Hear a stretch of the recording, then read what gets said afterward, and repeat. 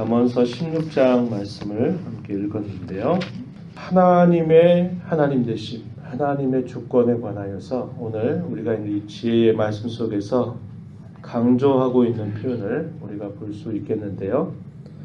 1절 말씀에서 읽은 말씀을 보면 마음의 경영은 사람에게 있다 하더라도 말의 응답은 여호와께로부터 나온다.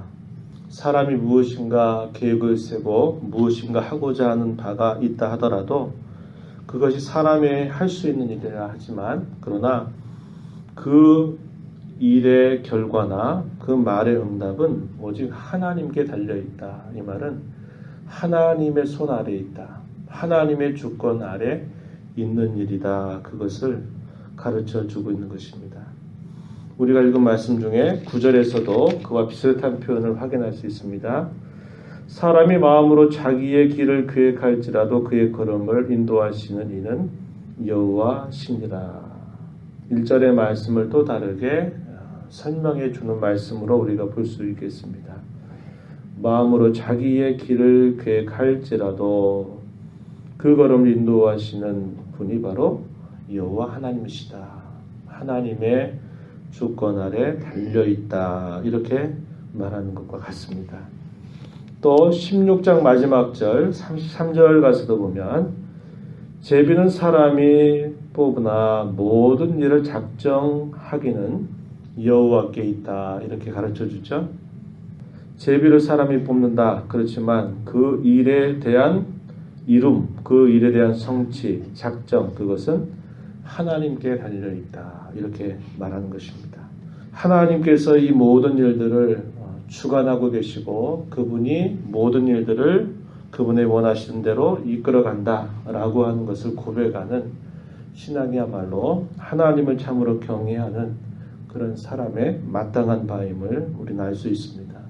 무엇인가를 계획하고 또 그 계획을 이루기 위해서 힘을 쓰고 그를 위해서 수고와 노력을 아끼지 않고 또 우리의 재물들을 다 쓴다 하더라도 그 모든 것을 자기가 한다 이렇게 말하는 게 아니라 하나님께 달려있다. 하나님께서 인도하신다. 하나님께서 주관하신다 라고 고백하는 신앙이야말로 하나님을 온전히 섬기는 하나님 제일주의의 그런 신앙의 모습임을 우리는 알 수 있는 것입니다. 그것을 굳게 믿으면서 이 땅에 주어진 우리의 삶의 모든 기회, 시간이든 또 물질이든 우리에게 맡겨주신 어떤 것들이라도 하나님 앞에서 그분이 원하시는 바를 따라 쓰기를 힘써가는 삶, 이것이 하나님을 잘 섬겨가는 성도의 본분임을 우리는 배울 수 있다라는 것입니다. 그런 하나님은 어떤 분이실까요? 우리가 읽은 말씀 2절 보면 뭐라고 표현하냐면 사람의 행위가 자기 보기에는 모두 깨끗하여도 여호와는 심령을 감찰하신다 그랬습니다.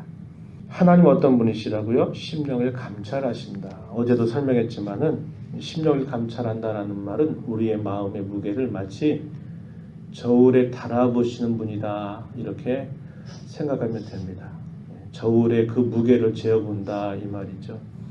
우리의 마음의 깊은 것들을 아시고 우리 마음의 생각, 우리의 마음의 동기, 의도, 또 목적 이 모든 것들을 하나님은 다 살펴보고 계시는 분이다. 알고 계신다. 그 무게가 무거운지 그 무게가 너무 가벼운지 하는 것들을 다 살펴서 아시는 그런 분이시다. 이렇게 말하는 겁니다. 그래서 사람이 무엇인가 어떤 계획을 세울 때에는 하나님의 뜻을 따라 어떤 계획을 세우지 않을 때 그 계획은 항상 깨끗한 방향, 의롭고 거룩한 방향으로 가는 게 아니라 자기의 욕심이 거기에 가미되고 자기의 생각이 항상 앞서게 되는 겁니다. 그래서 2절의 앞부분에서도 보면 사람의 행위가 자기 보기에는 모두 깨끗하다 하더라도 여호와 앞에 여호와께서는 그 사람의 마음의 중심을 꿰뚫어 보신다. 감찰하신다. 이렇게 표현하고 있는 것입니다. 그러한 사람이 무엇인가를 하고 계획을 한다 하더라도 그 사람에 대한 모든 인도는 하나님의 권한 아래 있다. 이렇게 가르쳐 주고 있습니다. 또 4절 말씀에 가서 보면 또 뭐라고 말해요? 여호와께서 온갖 것을 그 쓰임에 적당하게 지으셨다. 그래서 악인도 악한 날에 적당하게 하셨다. 이렇게 말합니다. 하나님이 그 모든 것들을 쓰임에 적당하게 하나님이 주권 가운데서 인도해 가신다는 거죠.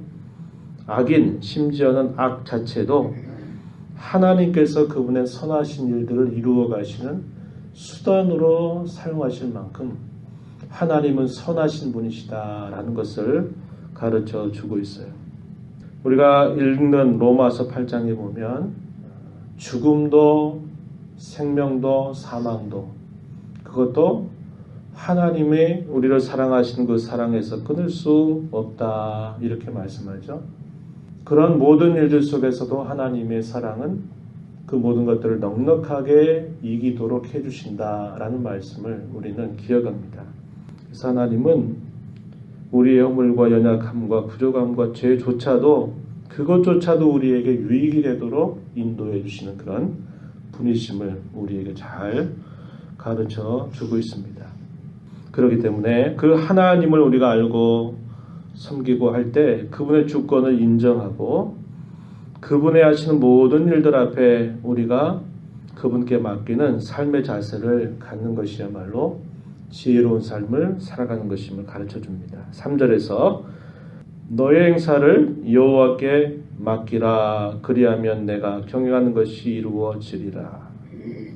우리가 무엇인가를 계획하고 무엇인가를 뜻하고 할 때 우리는 하나님의 주권을 인정하고 그분을 경외하는 태도와 마음을 가지면서 그분이 바라시는 것을 우리의 인생 속에서 펼쳐가기를 소망하고 기대하며 살아가는 자세를 가져야 합니다.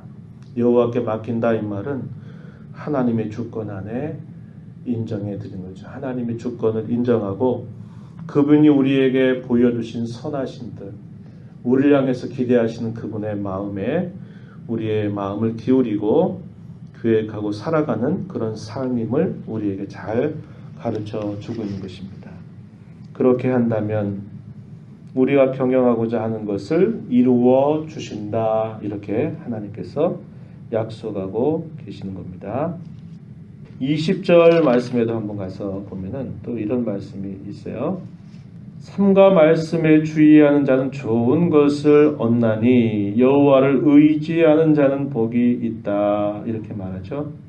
말씀에 주의하는 자가 좋은 것을 얻는다. 하나님의 말씀에 귀를 기울이는 것, 그분의 뜻에 귀를 기울이는 것, 그것은 좋은 것을 얻게 한다. 여호와를 의지하는 자가 복이 있다. 이렇게 말합니다.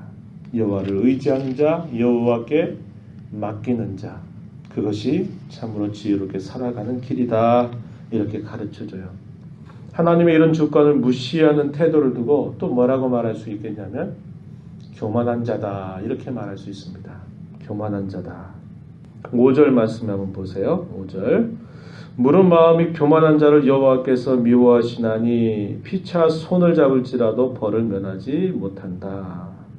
하나님의 뜻, 그분의 주권, 그분의 손에 달려있다라는 것을 거절하고 내가 한다.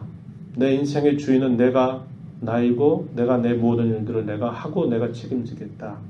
이런 자세로 살아가는 사람, 하나님의 권한을 무시하고 자기가 하겠다고 하는 사람, 이런 사람을 두고 교만한 자다. 이렇게 말할 수 있습니다. 이런 사람이 하나님께 자기의 인생의 길을 맡기겠습니까? 맡기지 않죠. 그분의 존재 자체를 거절하고 말 것입니다. 18절 또 가서 보시면은 이렇게 또 말해요. 교만은 패망의 선봉이요 거만한 마음은 넘어짐의 앞잡이다. 이렇게 가르쳐 줍니다. 교만이야말로 패망에 가장 앞서 있는 것과 같다. 선봉이다 그랬고 거만한 마음은 넘어짐의 앞잡이. 가장 앞에서 넘어지게 하는 것이 된다. 이렇게 표현해주고 있는 것이죠. 그 다음부터 19절에서도 보면 겸손한 자와 함께 마음을 낮추는 것이 교만한 자와 함께하여 탈취물을 나누는 것보다 낫다. 겸손한 자, 교만한 자 이렇게 대조하면서 교만에 대해서 이렇게 가르쳐 주고 있는 것입니다. 하나님께 자기의 인생의 걸음을 맡기지 않는 자는 교만한 자예요.